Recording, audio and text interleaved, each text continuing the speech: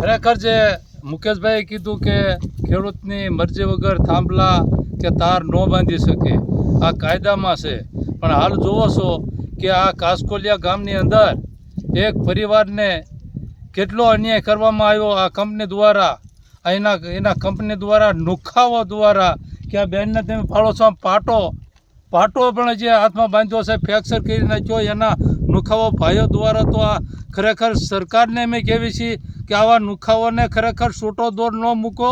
આ તો હજી ફ્રેક્ચર કરે છે, વાડીઓમાં જઈ અને આવા નુખાવો ક્યારેક ન કરવાનું કરશે ને તો તમને લાસન લાગશે. એટલે માટે અમારું એક જ નિવેદન છે કે નાના માણસોને ન્યાય આપો, એના વિરુદ્ધ કામ ન કરો. ભલે તમારા જે નિયમમાં આવતો હોય કદાચ એનું સર્વે થવું જોઈએ. તમે એમ કહેતા હો કે લીગલી છે તો આનું સર્વે કરી અને કદાચ તમારે ખરાબ આમ નીકળતું હોય તો કોઈ વિરોધ હોય તો પણ અમે એને કહેવા અમારી ફરજ છે. પણ જો એનામાં કાયદેસર લીગલી જમીન હોય, એના અન્યાય કરવામાં આવતો હોય તો ખરેખર અમારું તો ખરેખર બીજા કંઈ કોને કહેવું, અમે સરકારને કહેવી કે ભાઈ ખરેખર વાડીઓમાં રહેતા હોય નાના માણસો હોય એને આવો ખરેખર અન્યાય તમે ન કરો, નકર તમારે આનું પાપ તમારે હોત પણ ભોગવવાનું આવશે. અને સરકારને અને અધિકારીને અમારે એક જ કહેવાનું છે કે આ બેનને જે ફ્રેક્ચર કરવામાં આવ્યું આ નુખાઓને તાત્કાલિક પકડી અને આને જેલ હવાલે કરે એવી અમારી માંગણી છે.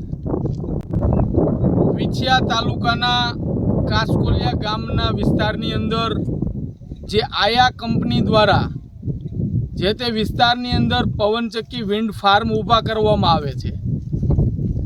કોઈ પણ ખેડૂતની પરવાનગી વિના, કદાચ આ ખેડૂતો અભણ છે પણ ખેડૂત સેવા સંગઠન ગુજરાત ટ્રસ્ટના ઓફિસે આ લોકો જ્યારે ફરિયાદ લઈને આવ્યા ત્યારે આ તમામ લોકોને અને ખેડૂતોને પણ જાગૃત કરી છે કે ખેડૂતની મરજી વગર કોઈ પણ પ્રકારની પાઇપલાઇન, કોઈ પણ પ્રકારના ઇલેક્ટ્રિક થાંભલા કે ઇલેક્ટ્રિક તાર કે આવા વિન્ડ ફાર્મ ખેડૂતની મરજી ન હોય, એની અનુમતિ ન હોય તો એ ઊભા કરી શકે નહીં.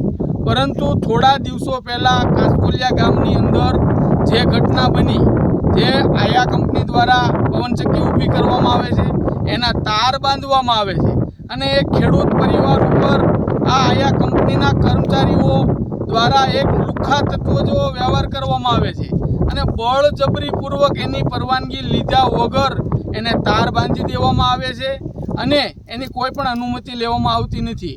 આ ઘટનાની અંદર ચોક્કસ એવો વિડીયોની અંદર સંપૂર્ણ ઘટના બતાવે છે કે અનેક ભાઈઓ સાથે મારકૂટ કરી એક બહેનને હાથની અંદર ફ્રેક્ચર થઈ ગયું. આ ખેડૂત પરિવારે જસદણ પોલીસ સ્ટેશનની અંદર ફરિયાદ લખાવી, તેમ છતાં એનું કોઈ સાંભળવામાં આવતું નથી. તો ખેડૂત સેવા સંગઠન ગુજરાતના માધ્યમથી અમે જે પણ કંપની હોય, દાખલા તરીકે ખેડૂતની પરવાનગી વિના પાઇપલાઇન નાખતા હોય કે પછી આવા વિન્ડ ફાર્મ, આવા પવનચક્કી ઊભા કરી અને તાર બાંધતા હોય, જો ખેડૂતની મરજી ન હોય, ખેડૂતની અનુમતિ ન હોય અને બળજબરીપૂર્વક ખેડૂતોને મારી અને આ નો છૂટકે તાર બાંધવામાં આવશે કે પાઇપલાઇન બિછાવવામાં આવશે તો ખેડૂત સેવા સંગઠન ગુજરાત ચૂપ નહીં બેસે. કારણ કે આ ખેડૂત અભણ છે પણ આ સંસ્થા અભણ નથી. આ લોકોને અમે વિડીયો જોઈ અમને ખૂબ દુઃખ લાગ્યું કે આજે ખેડૂત, એક તો આ ખેડૂત થકી જ આખો દેશ ચાલતો હોય, જય જવાન જય કિસાનનો નારો લાગતો હોય, ખેડૂત ભરણ પોષણ કરતો હોય, પણ આવા લોકો દ્વારા ખેડૂતોને ફસાવવામાં આવે છે. કોઈ પણ પ્રકારનું વળતર આપ્યા વગર આની વાડી ઉપરથી તાર પસાર કરી દેવામાં આવે છે. એ તારનું મોટું નુકસાન થાય છે. એને જે તે વખતે એની અંદર વાવેતર કરવાનું હોય કે પછી કોઈ બાંધકામ કરવાનું હોય ત્યારે આ તાર નડતા હોય. તો આ આયા કંપનીને અમે તાકીદ કરી છે કે યુદ્ધના ધોરણે આ વિસ્તારની અંદર જ્યાં પણ પવનચક્કી કે આવા વિન્ડ ફાર્મ ઊભા કર્યા હોય, જે પણ ખેડૂતોને અનુમતિ વગર તાર બાંધ્યા હોય તો તાર વહેલી તકે ઉતારી લે, અન્યથા અમે એની ઉપર કાયદેસરની જે પણ કાર્યવાહી થશે તે તમામ પ્રકારની કરશું. આજે ખેડૂત સાથે ઘટના બની એ અન્ય કોઈ ખેડૂત કે ખેડૂત પરિવાર સાથે આવી ઘટના ન બને, નહીંતર આગામી દિવસોની અંદર ખેડૂતોને સાથે રાખી આવી કંપની વિરુદ્ધ કાયદેસરની કાર્યવાહી કરવામાં આવશે.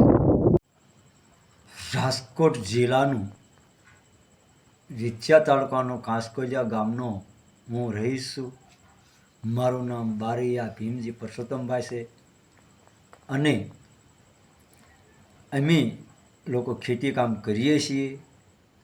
અને અમારી ખેતીની અંદર આયાના કંપની દ્વારા ઊભી કરવામાં આવેલી પવનચક્કીની વીજ પોલ લાયન અમારે નામંજૂરી હોવા છતાં એ લોકોએ વિના એગ્રીમેન્ટ કર્યા વિના અમારા માલિકીની અંદર બળજબરીપૂર્વક જે આયાના કંપનીના કોન્ટ્રાક્ટરો જે આયર સમાજના હોય છે અને અમુક ઘણા સમાજના હોય છે, જે 10-12 જણા માથે બારા માણસો હોવાથી મારા ભાઈ અને મારી ભોજાઈ ના પાડવા જવા છતાં એ લોકોએ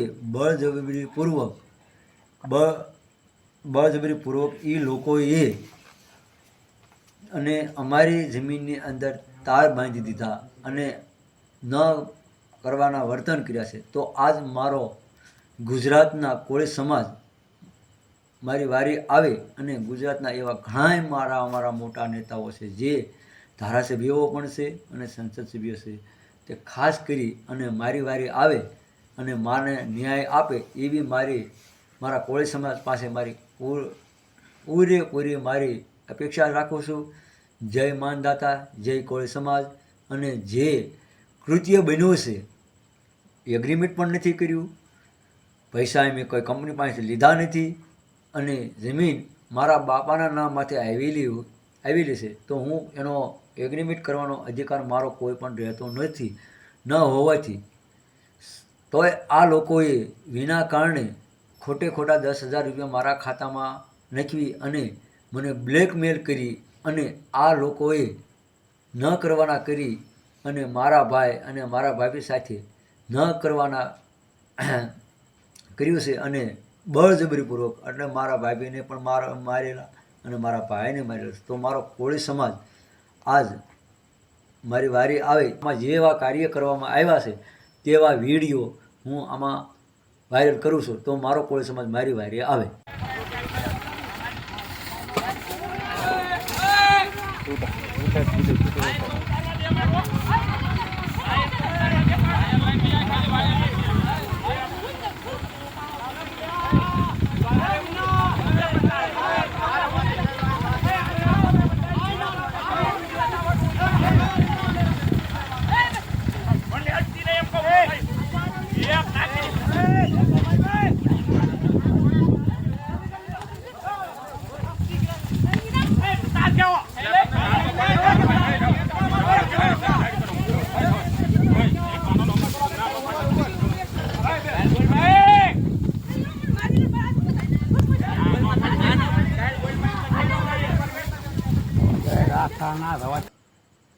ત્રણ 10/2025 રોજ મેં પોલીસ સ્ટેશનમાં કેસ કરેલો, જેની કોઈ પણ સંભાળ નહીં લેતા તાર બાંધ્યા પછી એ લોકોએ